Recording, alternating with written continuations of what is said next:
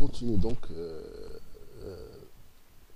sur les exercices concernant le circuit RLC. Donc, on va aujourd'hui traiter un exercice de deux manières. Donc, on va un circuit RLC. Donc, on va l'étudier lorsque le circuit RLC est en série. Et par la suite, on va voir lorsque on met les trois récepteurs en parallèle, quelle est la différence entre les deux circuits. Donc tout d'abord, on doit lire l'énoncé. Donc nous disposons de trois récepteurs alimentés par un courant alternatif de fréquence 50 Hz. Un réacteur, ça veut dire une bobine, ici, on veut dire un réacteur, ça veut dire une réactance supposée parfaite de 0,35 Henry. Un résistor, ça veut dire une résistance pure qui est de 50 ohms. Et un condensateur de capacité 47 microfarads. Tout d'abord, ces trois récepteurs sont branchés en série et alimentés par une tension de 220 volts, 50 Hz. Donc on va calculer leur impédance totale, l'impédance totale du circuit, et puis ensuite calculer le courant qui traverse cet ensemble de récepteurs. D'accord?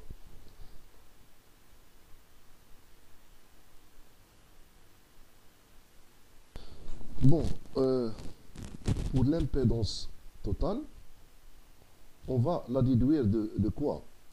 On va la déduire de ce qu'on appelle le triangle des impédances.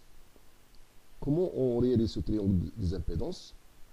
Tout simplement, puisque les trois récepteurs ils sont en série, qu'est-ce que ça veut dire en série? Ça veut dire qu'ils sont traversés par le même courant. Donc, on va prendre comme origine des phases, comme référence, ce courant-là, puisque c'est le même qui traverse tous les récepteurs. Donc on va tracer cet axe de référence. Et qu'est-ce qu'on sait? On sait que l'impédance ou bien la résistance, la valeur résistive d'une résistance est toujours en phase avec le courant. Donc on la prend comme ça, elle est en phase avec le courant, et elle fait un angle de 0 degré avec le courant. En ce qui concerne, donc c'est pour cela on écrit que R, on l'écrit polairement 0 degré. Donc, on peut écrire R de cette manière-là. Qu'est-ce que ça veut dire ça? Ça veut dire que son module c'est R et son argument qui est l'angle est égal à 0. D'accord, pour la réactance de la bobine, on peut l'écrire de cette manière-là. Donc, il a un module qui est égal à L oméga et qui fait un angle de pi sur 2 avec le courant. Donc, voici L oméga. Il fait un angle de pi sur 2 avec le courant. D'accord?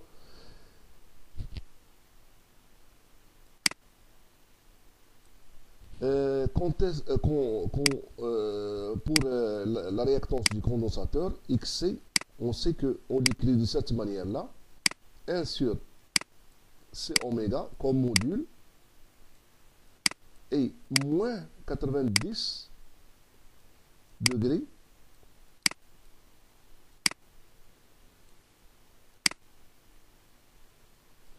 donc pour cet exercice-là, donc R, on l'écrit R est égal à combien? Est égal, quelle est la valeur de R? C'est 50. On l'écrit de cette manière, 50, 0 degrés. 50, 0 degrés. D'accord? Pour XL, ça veut dire la réactance de la bobine. On l'écrit L oméga 90. Donc L oméga, ça donne combien? Donc, quelle est la valeur? C'est on a 50 Hz, la fréquence c'est 50 Hz. D'accord? Ça veut dire que oméga est égal à 314. Oméga est égal à 314. 314 qu'on multiplie par quoi? Par L qui est 0,35 henri. Ça donne combien? Donc, si on multiplie 314 par 0,35, ça donne 110 ohms. 110 et un argument de plus 90 degrés. Et enfin pour la réactance de C, on écrit XC est égal à 1 sur C oméga. Oméga, on a dit toujours c'est 314, C c'est 47, ce qui va donner une valeur de 67 ohms, bien sûr, virgule 8. Et l'argument ici, c'est moins 90. Moins 90.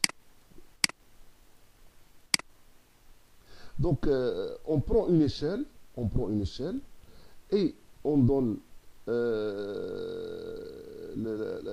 longueur, une longueur pour chaque récepteur suivant sa valeur en ohm. Sa valeur en ohm. Ça c'est en ohm, ça c'est en ohm, et ça c'est également en ohm. Et on obtient généralement ce type ce type de triangle. Et ce type de triangle, qu'est-ce qu'on peut dire? On peut dire que ce côté-là, si on le porte au produit, on l'additionne à ce côté-là, il va nous donner ce côté-là. Ça, c'est Z. Z ici. D'accord? D'après le théorème de Pythagore, Z au carré est égal à L au carré fois ce segment-là. Ce segment-là, en fait, c'est une somme de deux vecteurs en sens opposé. Donc, ce qui reste ici, c'est XL moins XC. XL, c'est L oméga, et XC, c'est 1 sur C oméga. Ce qui va donner que finalement, Z au carré est égal à R au carré. Donc, le côté. Donc, il y a l'hypoténuse, il y a le côté opposé, il y a le côté adjacent. Donc, le côté adjacent fois le côté opposé, ça nous donne le produit du côté adjacent fois le produit du côté, plus le produit du côté opposé est égal au produit de l'hypoténuse. Ça va donner L oméga moins la tranche de 1 sur C oméga, le tout au carré. D'accord?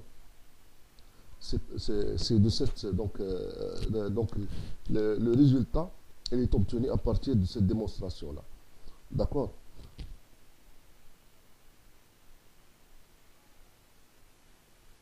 Donc Z, ça va donner R au carré plus L oméga moins 1 sur C oméga, le tout au carré, bien sûr. et le tout sous la radicale. Donc qu'est-ce que ça va donner?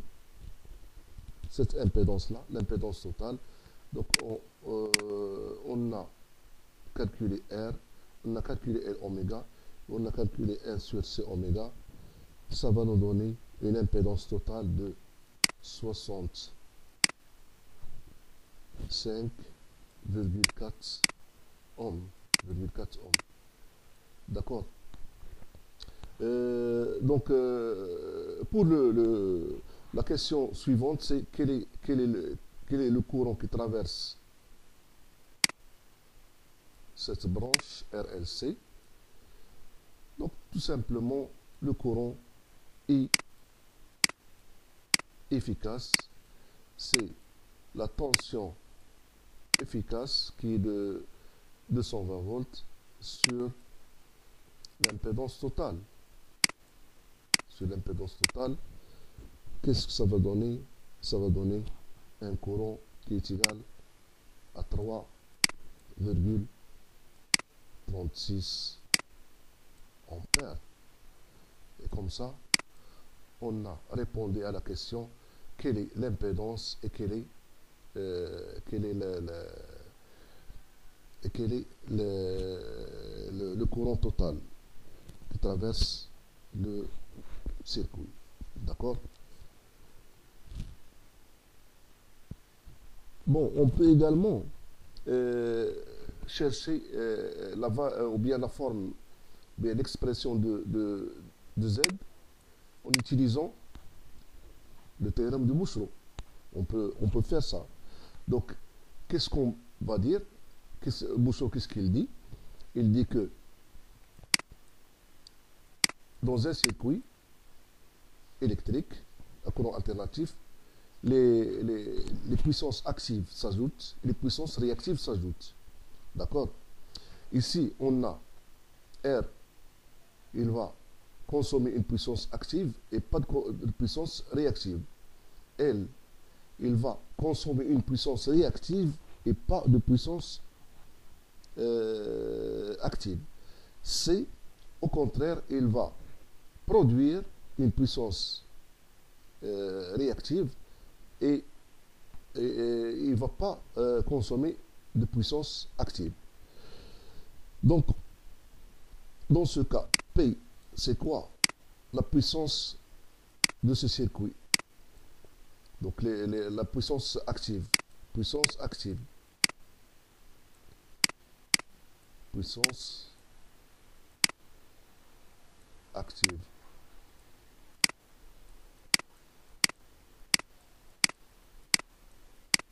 Puisqu'on a un seul récepteur qui consomme cette puissance-là, c'est le récepteur R. Qu'est-ce qu'on dit? On dit que c'est R fois I au carré. D'accord?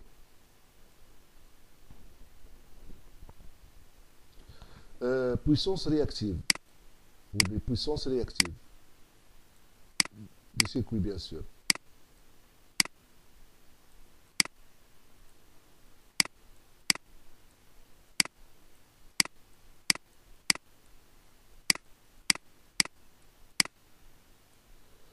Donc, on va avoir QL, qui est une puissance consommée par la bobine, et qui est égale à sa réactance fois le courant au carré. D'accord? Ça, c'est pour la bobine.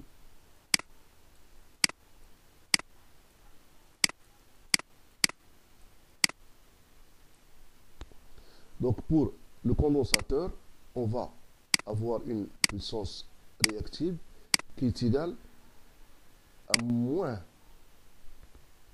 1 sur C oméga fois I au carré. Toujours la réactance fois le courant au carré. Mais ici, on ne doit pas oublier que le condensateur, il produit cette puissance. C'est pour cela qu'on a ici, pour la bobine, même si on met pas ça, mais c'est évident que c'est une puissance réactive positive. Et c'est une puissance réactive négative. Donc, d'après Bouchereau, d'après Bouchereau, la loi de Bouchereau, qu'est-ce qu'il dit, la loi de Bouchereau? Loi de Bouchereau.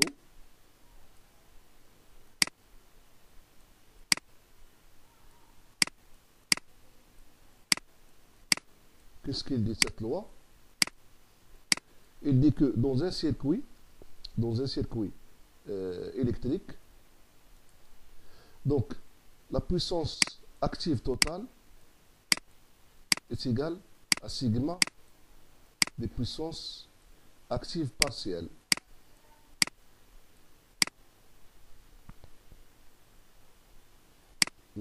De I à N. Et il dit également que la puissance réactive totale est égale à la somme des puissances réactives partielles, également de I à N. Ici, on a trois récepteurs. D'accord? Donc, on continue.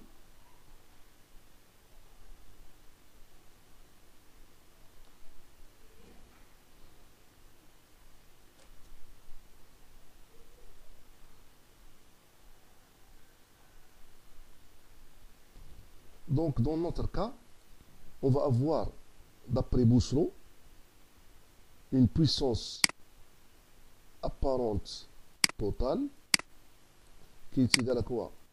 Est égale à une puissance active totale plus une puissance réactive au carré total.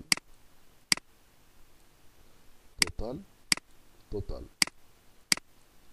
D'accord?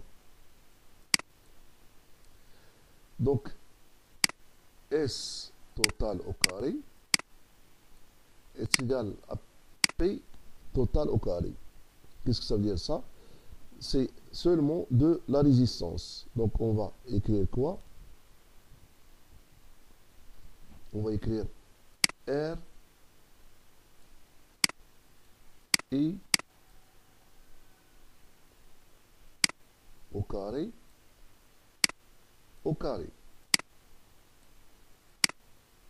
D'accord?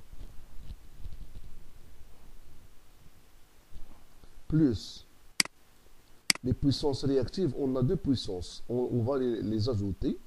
On a L oméga au carré, qui est positif,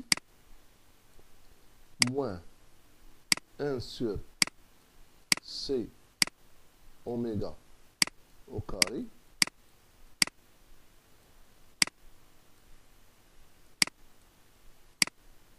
ça va donner comme ça. Donc on a S total. S total, c'est quoi? S total, c'est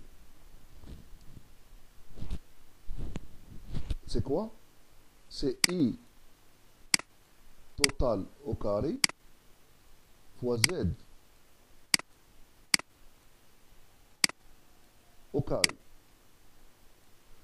Ça, c'est S total, puisqu'on a un S total qui est égal à quoi? Au carré. Donc, on va, ici, on a I au carré, I au carré, I au carré. Donc, ça va donner I à la puissance 4. D'accord? Fois quoi? On fait en facteur, c'est R au carré plus quoi? Plus L oméga moins 1 sur C oméga au carré. D'accord?